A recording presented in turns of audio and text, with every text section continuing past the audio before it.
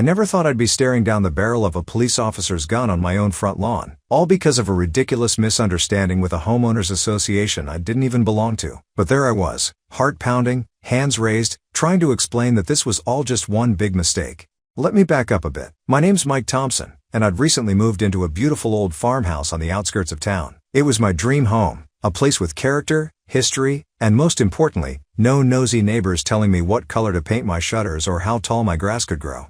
The property sat on 5 acres of land, bordered on one side by a newer housing development called Maple Grove Estates. When I bought the place, my realtor had mentioned that the developer had tried to buy my land a few years back, hoping to expand their cookie-cutter community. The previous owner had refused, and I was grateful for that. I loved the idea of having my own little oasis, free from the constraints of suburban living. For the first few months, everything was perfect. I spent my weekends fixing up the old barn, planting a vegetable garden, and generally enjoying the peace and quiet of country life. But then came the letter that would turn my tranquil existence upside down. It arrived on a Tuesday, official-looking and ominous. The return address read Maple Grove Estates Homeowners Association. Puzzled, I tore it open and began to read. Dear resident, it has come to our attention that your property is in violation of several Maple Grove Estates Homeowners Association bylaws. Specifically, unapproved exterior paint color, Section 3.2 unmowed lawn exceeding 4 inches in height, Section 5.1 unauthorized structures, barn, visible from the street, Section 7.4 livestock on residential property, Section 8.2. You have 30 days from the receipt of this notice to remedy these violations or face fines of $100 per day per violation. Failure to comply may result in legal action. Sincerely, Karen Bradshaw, President, Maple Grove Estates Homeowners Association. I stared at the letter in disbelief, then burst out laughing. Clearly, there had been some kind of mistake. My property wasn't part of Maple Grove Estates. It predated the development by at least a century. I figured a quick phone call would clear everything up. Boy, was I wrong? The next day, I called the number listed on the letter. A clipped, efficient voice answered, Maple Grove Estates Homeowners Association. This is Karen speaking. Hi Karen, this is Mike Thompson. I received a letter about some supposed violations, but there's been a misunderstanding. My property isn't part of your homeowners association. There was a pause on the other end of the line. When Karen spoke again, her voice had taken on a condescending tone. Mr. Thompson, all properties within the Maple Grove Estates boundaries are subject to homeowners association regulations. There are no exceptions. I took a deep breath, reminding myself to stay calm. I understand that's your policy, but my property isn't within your boundaries. I own the old Anderson farmhouse on County Road 7. It's a separate parcel. Mr. Thompson, Karen said, her voice dripping with false patience, I have the homeowners association map right in front of me. Your property is clearly marked as Lot 37 of Maple Grove Estates. Now, about those violations. Hold on, I interrupted. There's been a mistake with your map. My house has been here for over 100 years. It's not part of your development. I could practically hear Karen's eyes rolling through the phone. Sir, I can assure you that our records are accurate. Now, as I was saying, you have 30 days to address the violations listed in the letter. If you need recommendations for approved paint colors or landscaping services, I'd be happy to provide them. My patience was wearing thin. Karen, listen to me. I am not a member of your homeowners association. I don't need your recommendations, and I'm not going to make any changes to my property based on your rules. Please remove me from your mailing list. Mr. Thompson, Karen's voice had turned icy. I'm going to overlook your rudeness this one time, but I want to make it very clear that continued non-compliance will result in fines and potential legal action. I suggest you review our bylaws and take the necessary steps to bring your property into compliance. Good day. Good day. Before I could respond, she hung up. I stared at the phone in disbelief. What kind of power-tripping lunatic was I dealing with? Over the next few weeks, I tried everything I could think of to resolve the situation. I sent certified letters explaining the mistake, complete with copies of my deed and property records. I left voicemails for Karen and other homeowners association board members. I even tried to attend one of their monthly meetings, only to be turned away at the door because I wasn't a member in good standing. Meanwhile, the violation notices kept coming, each one more strongly worded than the last, threatening legal action if I didn't comply. I started to worry that this could escalate into something serious if I didn't find a way to make them understand. That's when I decided to take matters into my own hands. I spent a weekend creating a large sign and erected it at the edge of my property, facing the Maple Grove Estates entrance. In big, bold letters, it read, Attention Maple Grove Estates Homeowners Association. This property is not part of your development. Please stop sending violation notices. Trespassers will be prosecuted. I figured that would get the message across, and for a while, it seemed to work. The letters stopped coming, and I thought maybe, just maybe, they had finally realized their mistake. But then came the knock on my door that would change everything. It was a sunny Saturday afternoon, and I was in the middle of repainting my front porch, ironically, in a shade of blue that I'm sure would have given Karen an aneurysm. I heard a car pull up and looked up to see a sleek BMW parking in my driveway. A woman in her mid-50s, perfectly coiffed and dressed like she was headed to a country club luncheon, stepped out and marched towards me with purpose. I had a sinking feeling I knew exactly who this was. "Mr. Thompson?" she called out as she approached. "I'm Karen Bradshaw, president of the Maple Grove Estates Homeowners Association. We need to talk." I set down my paintbrush and wiped my hands on my jeans. "Mrs. Bradshaw, I've been trying to reach you for weeks. There's been a misunderstanding." She cut me off with a wave of her hand. "The only misunderstanding here is your blatant disregard for our community standards. That sign of yours is a clear violation of Section 4.3 of our bylaws, not to mention an eyesore. I'm here to inform you that the board has voted to begin legal proceedings if you don't remove it and address the other violations immediately." I took a deep breath, reminding myself to stay calm. "Mrs. Bradshaw, I appreciate you coming out here in person, but as I've tried to explain multiple times, my property is not part of Maple Grove Estates. I'm not a member of your homeowners association, and your rules don't apply to me." Karen's eyes narrowed. "Mr. Thompson, I don't know what kind of game you think you're playing, but it stops now. Every property in this area is part of our association. There are no exceptions." "Except for mine," I insisted. "This house has been here for over a century. It's a separate parcel. I have the deed and property records to prove it." "Those records are obviously incorrect," Karen snapped. "Our development plans clearly show this lot as part of Maple Grove Estates. Now, I'm willing to be reasonable. If you remove that atrocious sign and submit plans for bringing your property into compliance within the next 48 hours, we can avoid taking this to court." I could feel my temper rising. "Mrs. Bradshaw, I'm not removing anything. This is my property, and I'll do with it as I please. Now, I'm asking you politely to leave. You're trespassing." Karen's face flushed red. "How dare you? I am an elected official of this community, and I will not be spoken to in this manner. You have 48 hours, Mr. Thompson. After that, you'll be hearing from our lawyers." She spun on her heel and stormed back to her car. As she peeled out of my driveway, I couldn't help but feel a sense of dread. I knew I was in the right, but I also knew that homeowners associations could be notoriously aggressive in enforcing their rules. I decided it was time to seek some legal advice of my own. The following Monday, I met with Sarah Chen, a local attorney who specialized in property disputes. I brought along all my documentation, deed, property records, tax assessments, and the various notices from the HOA Homeowners Association. Sarah reviewed everything carefully, her brow furrowing as she read through the Homeowners Association's letters. Finally, she looked up at me. "Well, Mr. Thompson, the good news is that you're absolutely right. Your property is not part of Maple Grove Estates. It's a separate parcel that predates the development."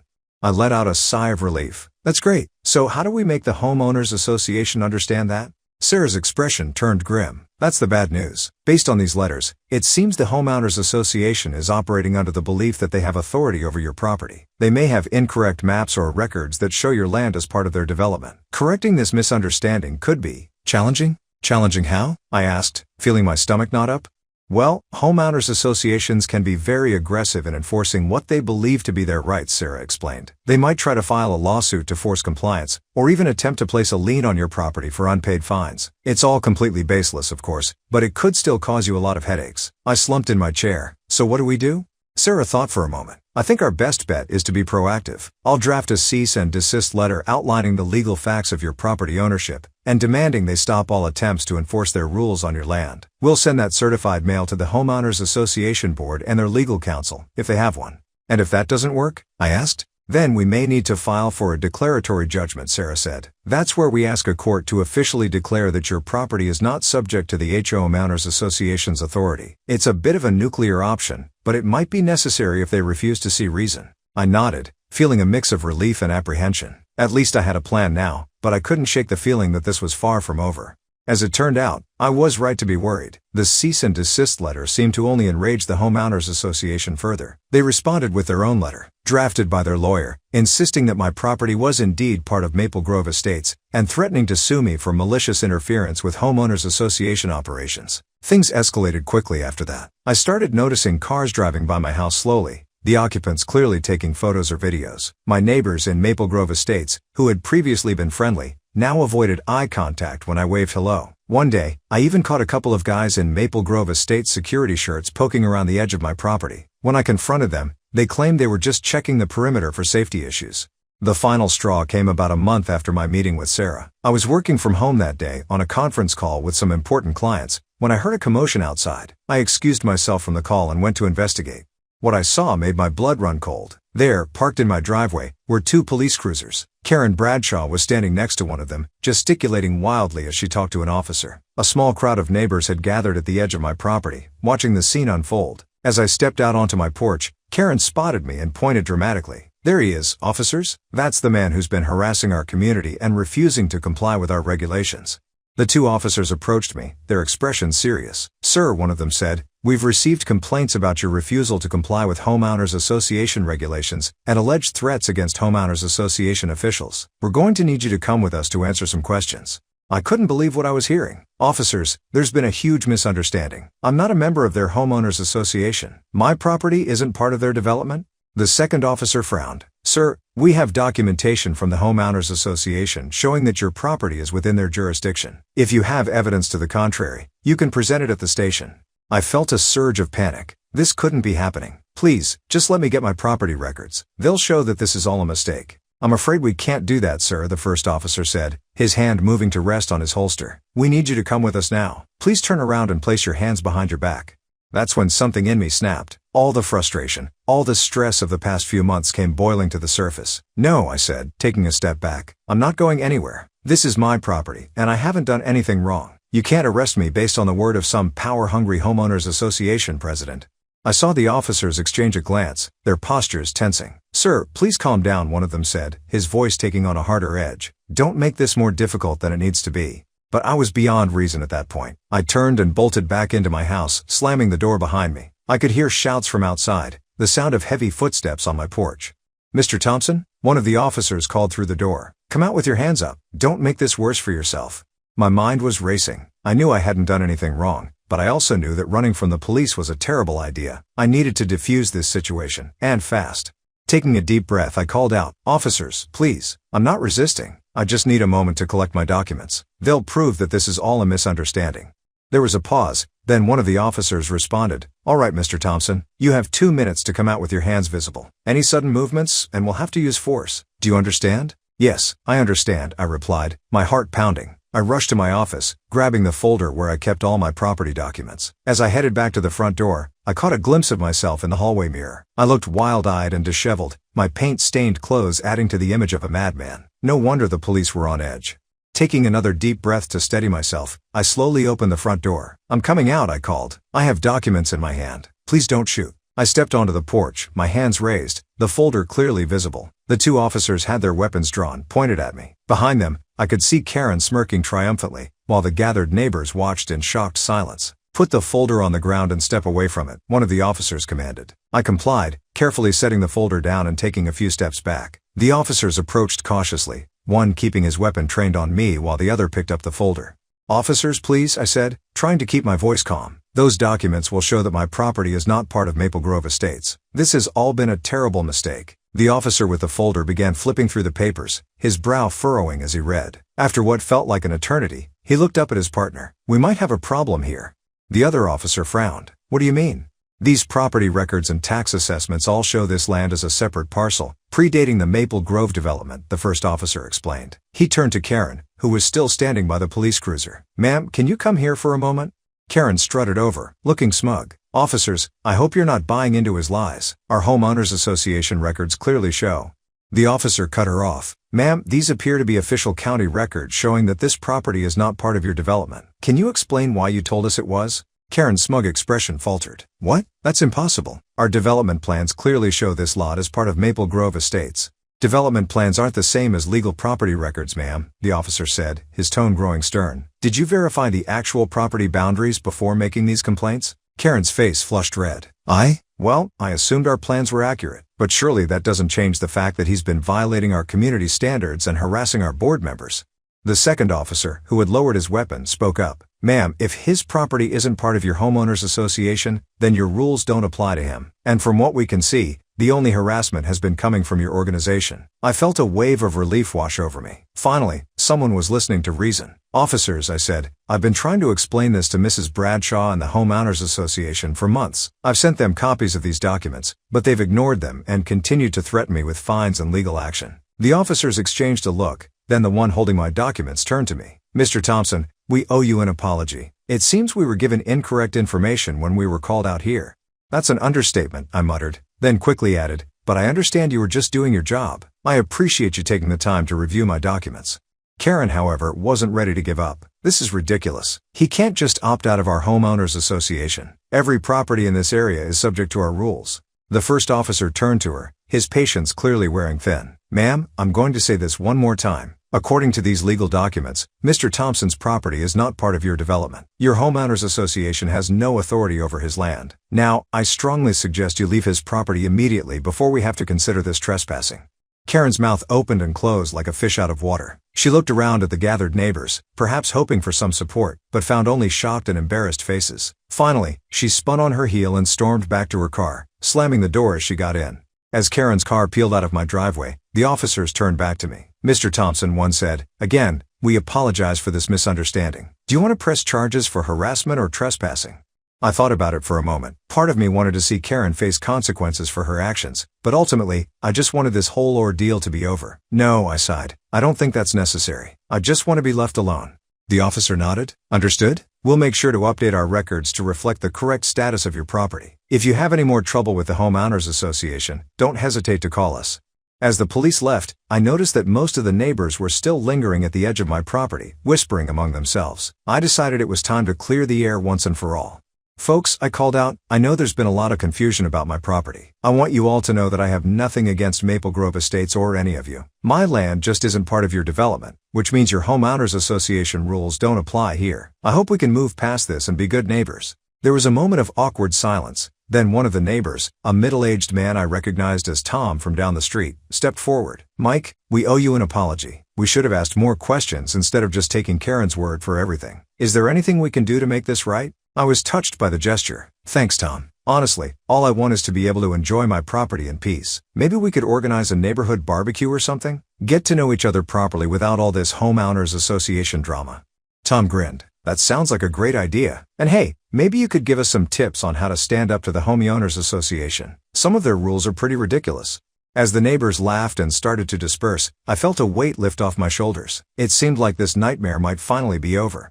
Over the next few weeks, things started to settle down. The violation notices stopped coming, and I didn't see any more suspicious cars driving by my house. I did, however, notice a lot more activity at the Maple Grove Estates Community Center. It turned out that my stand against the Homeowners Association had inspired some of the residents to start questioning other aspects of how their community was being run. About a month after the incident with the police, I received an unexpected visitor. It was Tom, the neighbor who had spoken up at the end of the confrontation.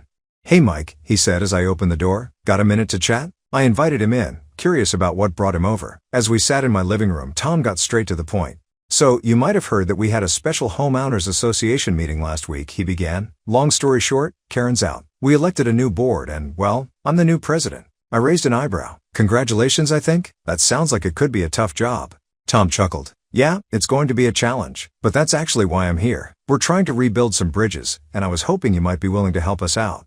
Me? I asked, surprised. How could I help? Well, Tom explained, we're revising a lot of our policies, trying to make them more reasonable. And we realize that your property, being so close but not part of our homeowners association, could be a good test case. We were wondering if you'd be willing to act as a kind of informal consultant. Help us figure out what rules actually make sense and which ones are just, well, Karen-style power trips. I had to admit, I was intrigued by the idea. That's an interesting proposition, Tom, but I hope you understand if I'm a bit wary of getting involved with homeowners association business after everything that's happened. Tom nodded. Absolutely, and I wouldn't blame you if you told me to take a hike, but I want you to know that we're serious about changing things. We even hired a new lawyer who's helping us clean up our legal documents and make sure we're not overstepping our bounds. I thought about it for a moment. On one hand, I had been looking forward to just living my life without any homeowners association drama. On the other hand, this could be an opportunity to help create a more reasonable system for my neighbors. All right, I said finally. I'm willing to give it a shot, but I want to be clear, I'm not joining the homeowners association, and any advice I give is just that. Advice? You guys make the final decisions. Tom grinned and stuck out his hand. Understood? And thanks, Mike. I think this could be the start of something really good for our community. As I shook Tom's hand, I couldn't help but feel a sense of irony. After months of fighting to keep the homeowners association out of my life, here I was, voluntarily getting involved. But maybe this was a chance to turn a negative experience into something positive. Over the next few months, I found myself attending informal meetings with Tom and some of the other new board members. We discussed everything from lawn maintenance standards to architectural review processes. I shared my perspective as an outsider, often playing devil's advocate to help them see how their rules might impact residents. To my surprise, I actually enjoyed the process. It was satisfying to see the genuine effort being made to create fair and reasonable guidelines. We even worked on a new system for handling disputes between the homeowners association and residents, ensuring that homeowners had a clear path to appeal decisions they felt were unfair. As for Karen, I heard through the grapevine that she had put her house up for sale and was moving to a gated community in another state. Part of me felt a twinge of sympathy for her. It couldn't be easy to face your neighbors after such a public humiliation. But mostly, I was just relieved that her reign of homeowners association terror was over. One sunny Saturday about 6 months after the police incident, we finally had that neighborhood barbecue I had suggested. My sprawling front lawn became the venue, with residents from both Maple Grove Estates and the surrounding non-homeowners association properties mingling freely. As I stood by the grill, flipping burgers and chatting with my neighbors, I couldn't help but marvel at how things had turned out. What had started as a nightmare of homeowners association overreach had somehow transformed into a catalyst for positive change in the community. Tom sidled up to me, a cold beer in hand. "You know, Mike," he said, gesturing at the happy crowd, "none of this would have happened if you hadn't stood your ground. You really changed things around here." I shrugged, feeling a bit embarrassed by the praise. I was just trying to protect my own property. I never expected all of this. "Well, intended or not, you made a difference," Tom insisted. "Oh, and by the way, I've been meaning to ask you, that blue you used on your porch? It looks great. Any chance you could let me know the brand and color? I'm thinking of repainting my place, and I really like that shade." I laughed, remembering how that same blue had once been deemed an unapproved exterior paint color by the old Homeowners Association regime. "Sure thing, Tom. I'd be happy to share. Just don't tell me I need to submit a color swatch for approval." As Tom chuckled and wandered off to mingle, I looked out over my property, my beautiful old farmhouse, the barn I'd worked so hard to restore, the thriving vegetable garden, and now, a lawn full of happy neighbors. I thought about how close I'd come to losing all of this to a misguided homeowners association on a power trip. In that moment, I felt an overwhelming sense of gratitude. Grateful that I'd had the courage to stand up for myself. Grateful for neighbors like Tom who were willing to admit mistakes and work towards positive change. And grateful for the simple pleasure of being able to enjoy my home, my way. As I turned back to the grill, I made a silent promise to myself. No matter what challenges came my way in the future, I would always remember this experience. It had taught me the importance of standing up for what's right, the power of community, and the value of turning conflicts into opportunities for growth. And who knows, maybe one day I'd write all this down. The story of how an homeowners association's misguided attempt to control my property led to a stronger, more united neighborhood. For now though, I had burgers to flip and neighbors to feed. Life was good, and I intended to enjoy every moment of it, free from homeowners association interference. Are you hungry for more slices of stories? Don't forget to subscribe and hit the bell to never miss out on any videos. See you tomorrow at Story Slices.